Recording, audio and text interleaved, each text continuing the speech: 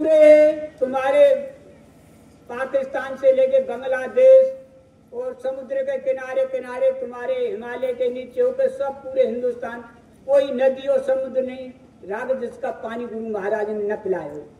हर भाषा और जहां जहां हर जगह हम उनकी भाषा नहीं समझते, वो लोग हमारी भाषा नहीं समझते। जब दक्षिण में आदिवासी, गुजराती, महाराष्ट्री, बंगाली, नागालैंड, आसाम, मेघालय, हम उनकी भाषा नहीं समझते, वो हमारी भाषा नहीं समझते। लेकिन गुरु महाराज हर जगह जैसे मथुरा में बोलते हैं हिंदी में, इसी तरह बोलते थे।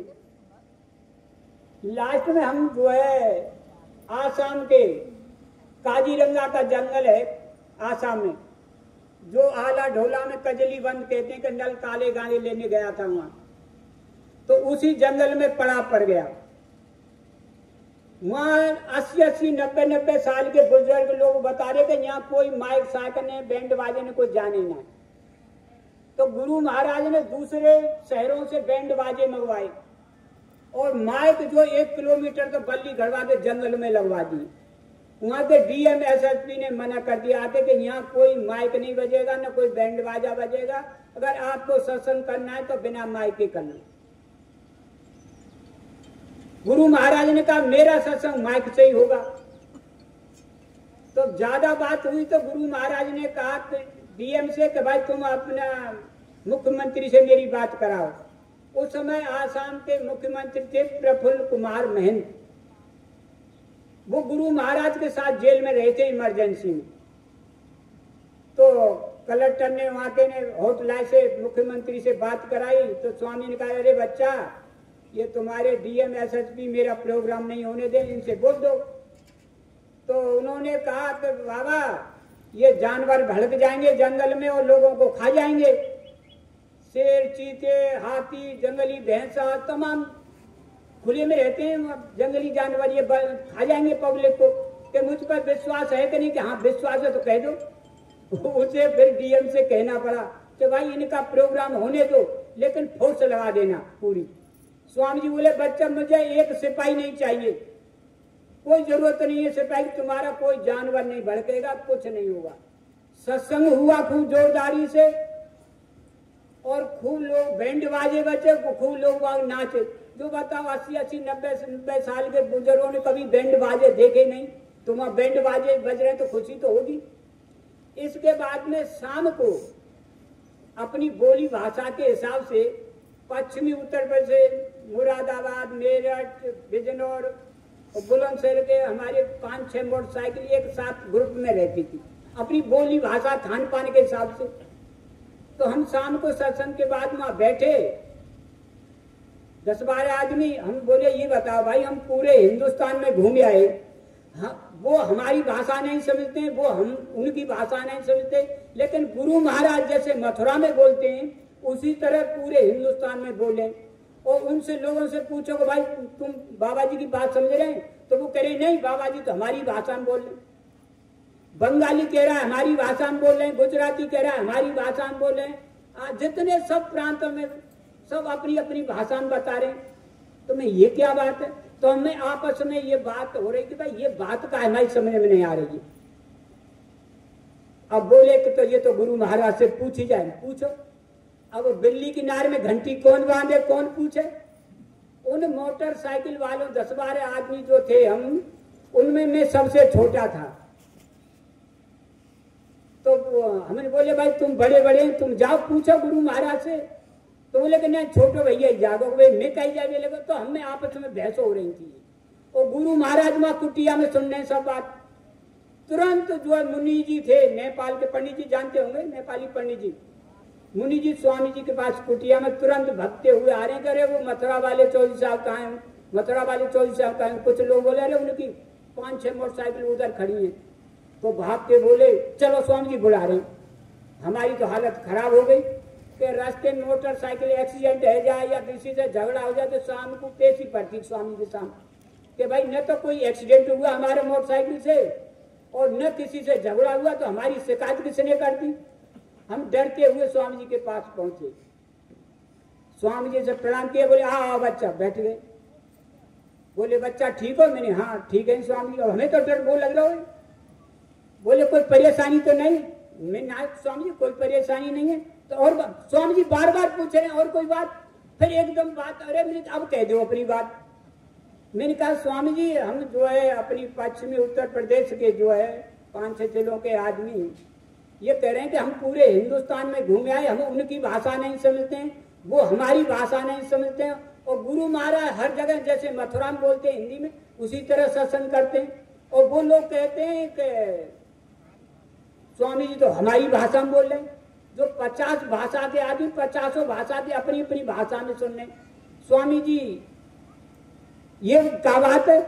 स्वामी जी बोले अरे तुम्हें मथुरा से इसीलिए तो अपने साथ लाया हूं, ये सब कुछ दिखाने के लिए। कुछ समझ में आई? मैं स्वामी जी हमारी समझ में कुछ ना आई। स्वामी जी खूब हंसे कि कुछ नहीं में स्वामी जी कतई कुछ ना समझ में आया हमारी। बोले तो ये बताओ कि राम कहाँ के रहने वाले? मैं स्वामी जी अयोध्या के बता में, हमन तो देखे ना राम। उनकी भाषा क्या है? तो उनकी भाषा अवधी बता में कि वहां की भाषा अवधी। तो ये बताओ राम की भाषा अवधी, वो मध्य प्रदेश, महाराष्ट्र, कर्नाटक, वहां पंपापुर वहां गए जंगलों में, तो उन्होंने कौन सी भाषा बोली राम ने? मैं तो एकदम आदिवासी जंगली आदमी थे, हिंदी विंदी कोई जानता नहीं, तो राम ने कौन सी भाषा बोली बच्चा? मैं एक फौज को, संगठन को, पार्टी को और अपनी भाषा बोल कर उनको तैयार कर लिया। स्वामी जी मौका पर तो कौन सी भाषा बोली? बोले अरे बच्चा महात्माओं की ऐसी भाषा होती है और उसको हर कोई समझ लेता है। समझे कुछ? स्वामी जी थोड़ी थोड़ी आ रही है, हाथ जाओ तो बताओ। अपने जो हम बात करें तुरंत बुला लिया और शंका समाधान कर दिया। तो जी भगवानों को काम ना है, कोई आदमी को काम है? ये तमाम एक सुबह से शाम तक हम तुम्हें बताने तो जो है ये कहोगे कि पूर्ण मतलब भगवान में गुरु महाराज उनसे ज्यादा है, तो भगवान को उनसे ज्यादा शक्ति गुरु महाराज। लेकिन हमारे प्रेमी कह रहे हैं हमें तो भगवान अभी मिलो ही ना। तो बता कैसे दुख की बात है। गुरु महाराज ने सब जगह कहा कि अगर किसी को कल युग देखना है तो आश्रम में आके देख लो। कहा तो नहीं कहा? तो कुछ प्रेमियों को ये डाउट है कि गुरु महाराज ये बताओ, पता है कि ऐसे दुष्ट लोग आश्रम में रहते हैं, इनको भगा क्यों नहीं रहे? जो गुरु महाराज को पता है, कह रहे हैं कि अगर किसी को कल युग देखना है तो आश्रम में आके देख ले, तो क्यों नहीं भगा रहे? होता है ना ये, क्यों नहीं भगा रहे इनको? लेकिन गुरु महाराज ने सत्संग में सारी बातें बता दी, लेकिन हमने कोई ध्यान नहीं दिया इन सब बातों में।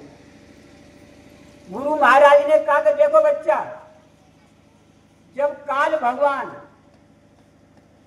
जीवों को लेकर सतपुरुष से नीचे आ रहे थे तो जीव रोने लगे कि महाराज आप हमको काल के हवाले कर रहे हैं, हम फिर कैसे आएंगे आपके पास में? तो सतपुरुष बोले कि तुम चिंता मत करो, मैं संत महात्माओं को आपके पास भेजता रहूंगा, वो आपके पढ़ा लिखा योग करा के मेरे पास सबको ले आएंगे। तो काल भगवान बोले कि महाराज फिर तो एक एक करके ये सबको ले आएंगे, मैं तो फिर खाली का खाली। मेरी 3 बात और माननी पड़ेंगी। काल भगवान बोले सतपुरुष से कि मेरी 3 बात माननी पड़ेंगे। वो कौन सी? एक तो आपके जो जीव जाएं मेरे यहाँ मृत्युलोक में, उन्हें पुनर्जन्म की याद न रहे, ये मस्त। दूसरा, आपके जो महात्मा संत जाएं वो कोई चमत्कार न दिखाएं मेरे यहाँ आके, नहीं तो चमत्कार दिखा दिखा के सबको ले आएंगे, बोले ए मस्त। तीसरा कि महाराज मेरे भी कुछ काल के जीव उनके पास रहे, उन्हें भगाए नहीं, ए मस्त। अब ये बताओ, जो वो सब काल के जीव उनके पास आ गए कैसे भगा देंगे? जब खुद वरदान दे के आए कि नहीं भगाऊंगा तो भगा देंगे? तो वो जितने थे सब काल के, दयाल का कोई था ही नहीं। क्यों? कि आप लोग हम लोग सब जाते थे, कुछ रुपया डेली देते थे ना गुरु महाराज को, जब दर्शन करने जाते देते कि नहीं देते? देते। लेकिन वो जो काल के एजेंट जो आसपास रहते रोजाना यूं, रोजाना गुरु महाराज से रोजाना लेते थे डेली। ये हमने देखा डेली रोजाना गुरु महाराज, वो भी नहीं मंथली नहीं, डेली वो हमको गुरु महाराज ने सब दिखाया। तो कोई जो है दयाल का तो लेगा नहीं, कोई गुरु भक्त लेगा कोई पैसा गुरु से? काल के ही तो लेंगे। और जो भजन करते बेचारे छोटे छोटे जो भक्त थे उन झोंपड़ियों में रहते थे, चुचा रहे हैं, त्रिपालों में रह रहे हैं, लेकिन उनके लिए वीआईपी व्यवस्था, वीआईपी गाड़ी, खाना पीना वीआईपी बंगला, उनके लिए काल के एजेंटों की, चूंकि उनके लिए तो कोई सौदा चाहिए ना, उनसे काम भी लेते थे। प्रैक्टिकली हमको बताया। एक दफे ये हुआ कि स्वामी जी आपकी कोई सुरक्षा नहीं है। वही काल के एजेंट बोले कि गुरु महाराज आपकी कोई सुरक्षा नहीं है, आपके साथ कोई घटना हो सकती है।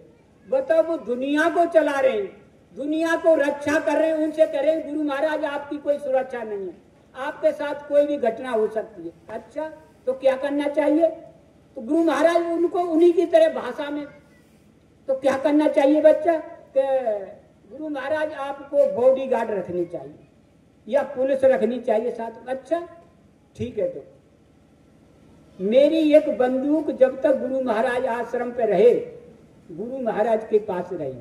गुरु महाराज जाने के बाद घर ले गया तो गुरु महाराज मुझसे बोले, काफला जाने वाला था, तो बच्चा ये बताओ तुम्हारी बंदूक का ऑल इंडिया का लाइसेंस है या डिस्ट्रिक्ट का? मैं स्वामी जी ऑल इंडिया का है। तो बन गया काम।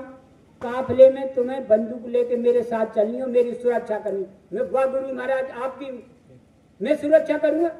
चुप, ज्यादा मत बोला करो, जो हम कहें वो सुना करो। बोले कि 2-3 आदमी और देख लो जिनके पास ऑल इंडिया का लाइसेंस हो। तो 3 आदमी हमने और तैयार कर लिए, 4 हो गए। टाटा सफारी नई गाड़ी स्वामी ने दी और ड्राइवर दिया। बोले तुम इस गाड़ी में बैठ के चलोगे और तुम्हारी गाड़ी मेरी गाड़ी के पीछे रहेगी और तुम्हें मेरी सुरक्षा करनी है। वाह, अब सा हम भी वीआईपी बन गए। बताओ, गुरु महाराज की हम कहीं सुरक्षा करेंगे? जो सामान गुरु महाराज के फल फ्रूट आए रास्ते में रख दो पीछे गाड़ी, जो आए रख दो पीछे गाड़ी। जो आज महाराज है, शाम को लाइन लगते, अरे भाई हमको ये दे दो खाने को, ठंडा वंडा जो सब। अब ये हुआ 3-4 दिन बीत गए तो एक धर्म सिंह थे नैनीताल के, अंकल बोलते उनसे, टाट वाले, वो गए। जितने भी ड्राइवर थे गुरु महाराज की आश्रम की गाड़ी चला रहे, सबको 200-200 रुपया दिया। हमारे टेंट में भी आए, हमारे लोगों को भी 200-200 रुपया। मैंने कहा ये काहे के? कि नहीं स्वामी जी ने भेजा है। तो हमने कोई ध्यान नहीं दिया, हमने जेब में रख लिए। सुबह स्वामी जी लाइन से दर्शन दे रहे और वो रजन दुबे झोला लेके साथ में, हम बंदूक लेके पीछे स्वामी जी के बॉडी गार्ड थे। मैंने दुबे से कहा कि दुबे जी ये बताओ, जो रात जो है ये धर्म सिंह पैसा लेके गया, ये काय के पैसा भेजे स्वामी जी ने? कि नहीं स्वामी जी जो काफिले में चलते हैं पहले से ही, जितने काफिले हैं सब में जो भी साथ चलते हैं सबको खर्चा पानी देते हैं, चाहे ड्राइवर हैं चाहे कुटिया में, सबको, किसी को 1000 किसी को 500 कुटिया में। तो और क्या बताऊं, कुछ 5000 वाले भी थे, कुछ 10,000 वाले भी थे, डेली वाले।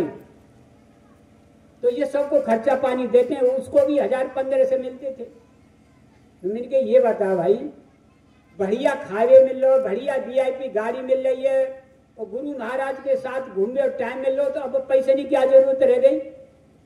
कोई नौकरी पे करवाए, नौकरी करवा भी लाएगा स्वामी जी? तो वह बहुत बुरी लगी, क्योंकि जो आदमी पैसा ले रहा हो बात तो बुरी लगेगी। बोले कि नहीं तो मने कर दो स्वामी जी से, नहीं लेना है। तो हमें ठीक है।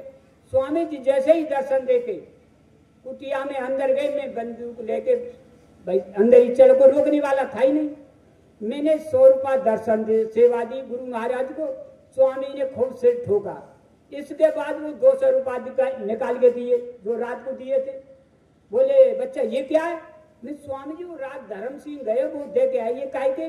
नहीं बच्चे, जो मेरे साथ चलते हैं सबको मैं खर्चा पानी के लिए देता हूँ। मैं स्वामी जी का नौकरी करवा भी लाएंगे यहाँ?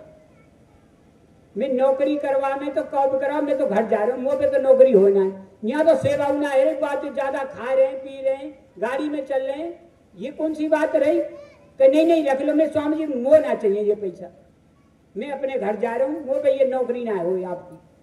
और भैया वो सब कौआ खड़े, घेर के, और बोले जी तो हमारी पत्ता स्वाप करेगा, जो हम रोज ले रहे हैं जी हमारे पत्ता स्वाप करेगा, जी बड़ी बीमारी आ गई।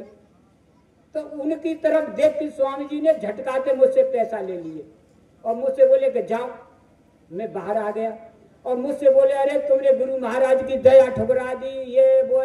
मन इतना खराब है वो, बताओ जो गुरु महाराज को रोज दे रहे हैं उन पे कोई दया ना, जो रोज ले रहे हैं उन पे दया है रही। मैं जहाँ तो बिल्कुल अंधेर गिर दी है कि ना है।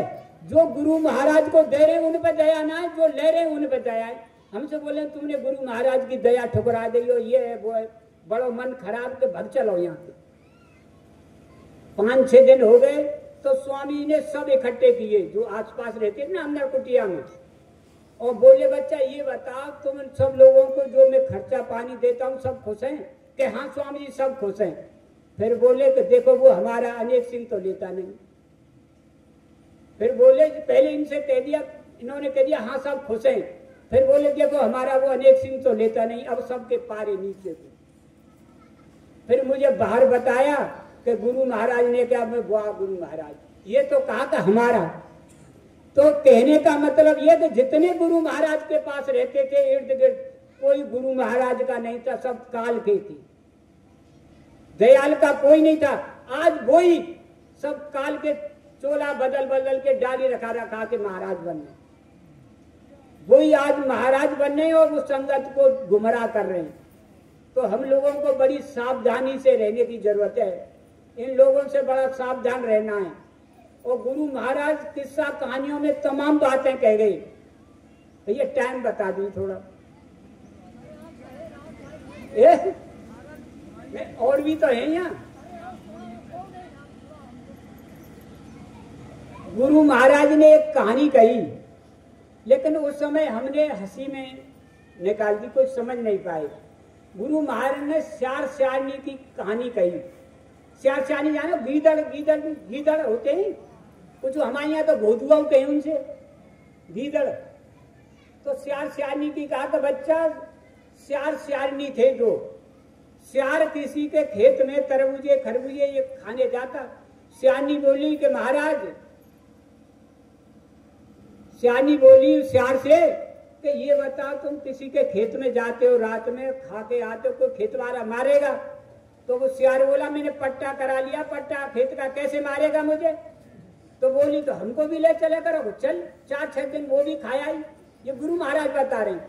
तो खेत वाले को पता लगा रात में जानवर आते हैं मेरे फलों को खाते हैं और नुकसान करते हैं। तो एक दिन लाठी लेके बैठ गई। खेत वाला लाठी लेके बैठ गया। जैसे ही ये खेत में घुसे श्यार श्यारनी, और खेत वाला लाठी लेके भागा। और श्यार कह रहा है कि चल भग चल, खेत वाला आएगा। श्यारनी कह रही है पट्टो दिखा, पट्टो। हम भागे का जो हमारे पास खेत को पट्टो है तो। और श्यार कह रहा है अरे पट्टो फट्टो भरसर पट्टो। ये स्वामी जी कह रहे हैं अरे पट्टो फट्टो भरसर पट्टो। तो बात समय हमें समझ में नहीं आई कि स्वामी जी क्या कह रहे हैं, लेकिन अब ये समझ में आ रही है कि ये फर्जी पट्टे लेके बैठे ना, कि ये हमारे लिए वसीयत कर गए, हमारे लिए ये कह गए, तो इनके सरपट्टे भरवे के दिन आ रहे। ये गुरु महाराज ने कहा, गुरु महाराज का पट्टो फट्टो भरसर पट्टो, ये सरपट्टो भरे वाले के लिए केवल तुम्हें खड़ा होना, ज्यादा टाइम ना है, बहुत जल्दी ये सब होना है। और ये जो कुछ हुआ गुरु महाराज की मौत से हो रहा है, गुरु महाराज की मौत से हो रहा है। जितना भी बिखराव हो रहा है ये अपने आप नहीं हो रहा है, ये गुरु महाराज की मौत से हो रहा है। क्यों? जब रावण नहीं होता तो राम को कोई नहीं जानता, अगर कंस नहीं होता तो कृष्ण को कोई नहीं जानता, और असत्य नहीं होता तो सत्य को कोई नहीं जानता। जो नकली महाराज नहीं हो गए तो असली को कौन पहचान करे? जब नकली नहीं होगा तो असली को कौन पहचान? गुरु महाराज कह रहे हैं ये इतिहास बनेगा। इतिहास तो जब ही बनेगा जब सब पात्र होंगे। भाई सभी पात्र नकली असली सब होंगे जब ही तो इतिहास बनेगा। तो जब जो है ये जो लीला हुई गुरु महाराज की, जो आज संगत बटी हुई है, जिंदे मुर्दे का कोई जिंदा कोई मुर्दा तमाम बखेड़ा हो रहे हैं, ये सब गुरु महाराज का ड्रामा है।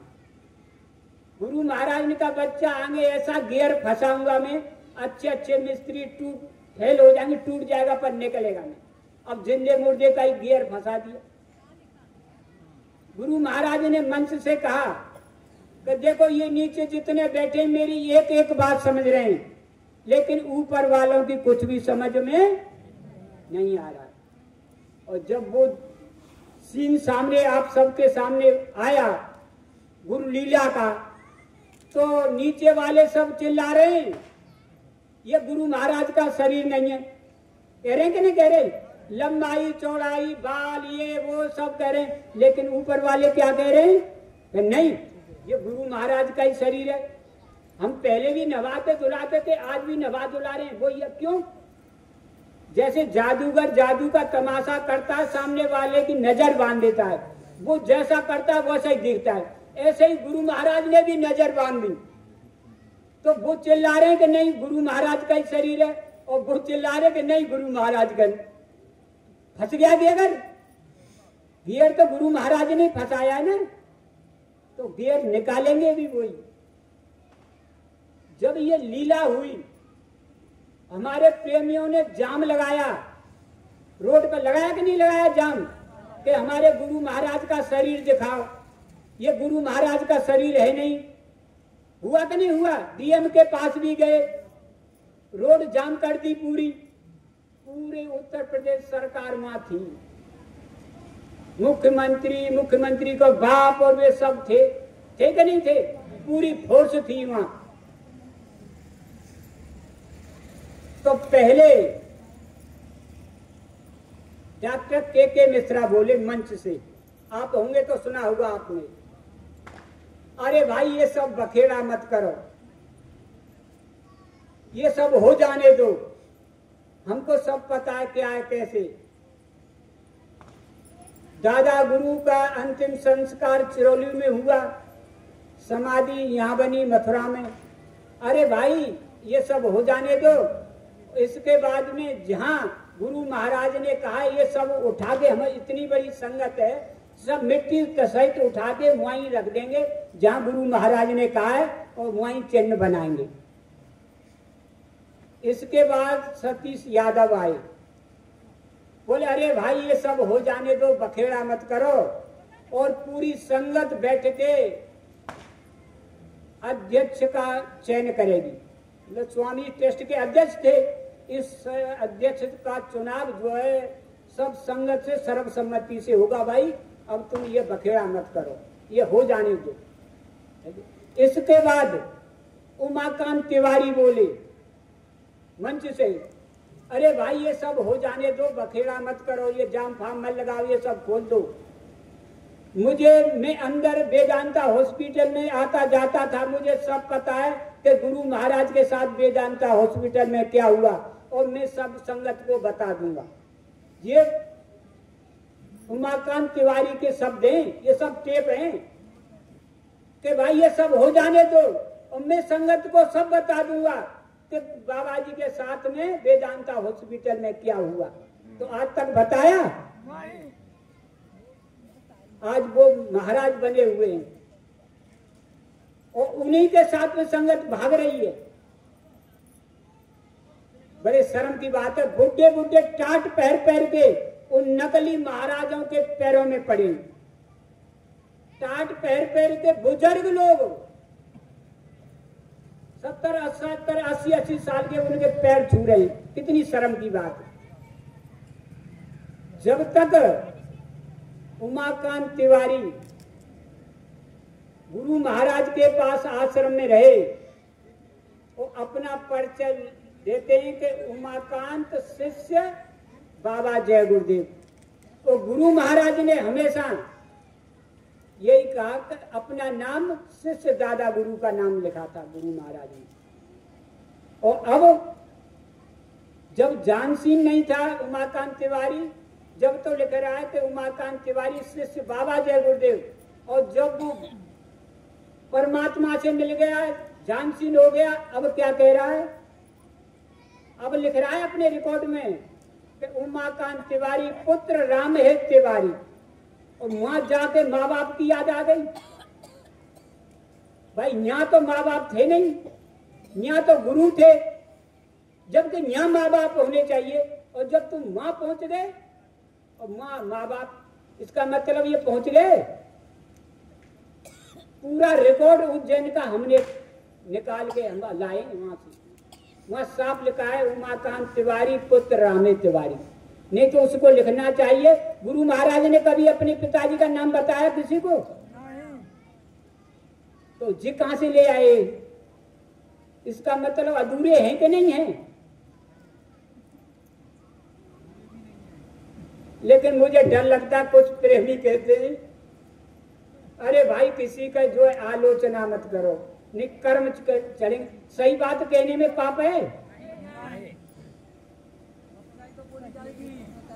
अगर सही कहने में पाप है तो फिर झूठ बोलो खूब। जो ये कहते हैं भाई किसी की बुराई मत करो, और वो 2-2 4-4 घंटे बोलते हैं, रो रो के सत्संग करते हैं, और वो संत तमरेज की उदाहरण देंगे, मीराबाई को झेड़ दिया उसकी उदाहरण देंगे, और तमाम महात्माओं को उदाहरण देंगे, तो वो सही है, उनके कर्म नहीं चलेंगे। लेकिन बाबा जय गुरुदेव की बात सही बताने में कर्म चढ़ जाएंगे। तो भैया मुझे भी कुछ डर लगता है कि यहाँ कुछ ऐसे हों कर्म चढ़े, तो हम पे तो जो डर है नहीं। क्यों? जय गुरुदेव हो गया। तो मैं मथुरा का आदमी हूँ, थोड़ा मथुरा की फिर याद आ जाती है। हाँ हाँ, ये तो बिल्कुल सही है। आप सब जितने हैं यहाँ सब मथुराई के। अभी हमारी सची बहन जी आई, आते ही बोले देखो हमारे साथ इतने आए हैं, वो इलाहाबाद से इतने आए, इतने मृत्यु, सब किसी के पास कोई नहीं, सबसे ज्यादा मेरे मथुरा के आए। मैं देख लो सब मथुरा के, सब बोले कि हाँ मथुरा के। बहन जी है कि नहीं सब मथुरा के? जय गुरुदेव।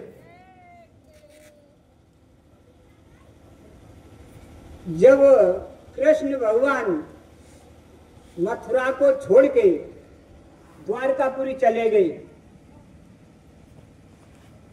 तो वहां गुरु महाराज ने कहा तुमसे ज्यादा मैं याद करता हूं, तुम जितना मुझे याद नहीं करते हो तुमसे ज्यादा मैं याद करता हूं। इसी तरह जब गोपिकाएं मथुरा की जब कृष्ण को याद करती तो वो भी उनको बहुत याद करते थे, और उनको जो है कहते अरे गोपिकाएं ऐसी थी, ऐसी इतनी अच्छी थी, बहुत बड़ाई करते थे। एक जय गुरुदेव माफ करना, एक औरत के सामने, अपनी औरत के सामने कोई पति दूसरी औरत की बड़ाई कर दे तो बड़ा बुरा लगता है। माफ करना, कुछ अलग ही बात दिखती है कि तो उसको जो अर्धांगिनी थी रुक्मिणी, तो उससे पहले उनको बड़ा बुरा लगता था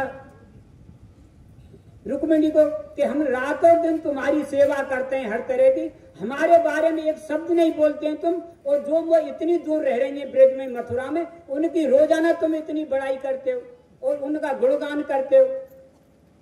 तो उनको कुछ शक हो गया रुक्मिणी को, लेकिन वो तो भक्तिन थी।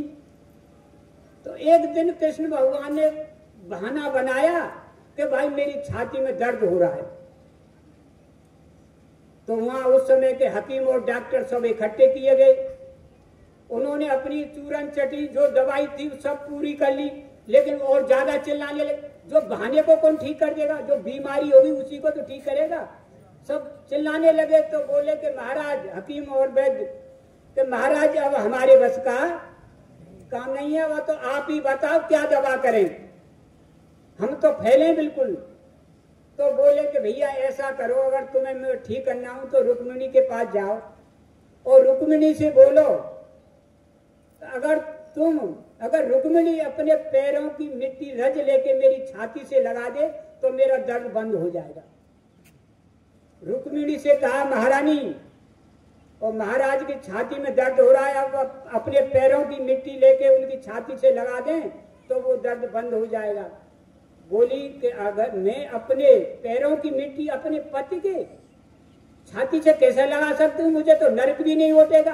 भैया चाहे कुछ भी हो जाए मैं ऐसा पाप नहीं करूँ, मुझे का नरक थोड़ी जाना। वो और ज्यादा चिल्लाने लगे, कृष्ण और ज्यादा चिल्लाने लगे, मरो गिरो ये बोले मर जा चाहे गिर जा, पर मैं यह काम कभी नहीं करूंगी। रुक्मिणी बोली मैं यह काम कभी नहीं कर सकती, मुझे कोई नरक थोड़ी जाना है।